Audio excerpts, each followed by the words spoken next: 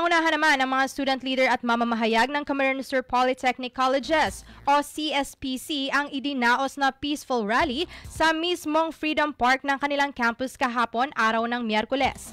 Bandang alas 3 ng hapon nang simula ng nasabing aktibidad kung saan nagsanib puwersa ang mga mag-aaral, suot ang kanilang itim na damit habang bitbit ang mga placards na nananawagan sa kanilang malayang pamamahayag at karapatan bilang mga estudyante. Matapos ang kontrobersya ukol sa ipinalabas na gubernatorial mock election poll ng The Spark o ang opisyal na pahayagan ng CSPC, ipinanawagan at binigyang diin ni Editor-in-Chief nito na si Paul David Luna na hindi umano katanggap-tanggap ang anumang uri ng opresyon at supresyon dahil aniyay sa kanilang katahimikan ay patuloy na namamayani ang iba't ibang uri ng pang-aapi.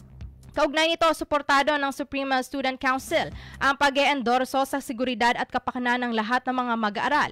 Gayon din ang iba pang student governors at officers ng iba't ibang organisasyon sa naturang paaralan na nagbahagi rin ng kanilang sentimiento. Samantala, sa kanyang recent Facebook post ay bumuelta naman si Camarines Sur 2nd District Representative Elray Villaferte sa National Union of Journalists of the Philippines o NUJP at sa mga umano'y walang basehang akusasyon laban sa kanya.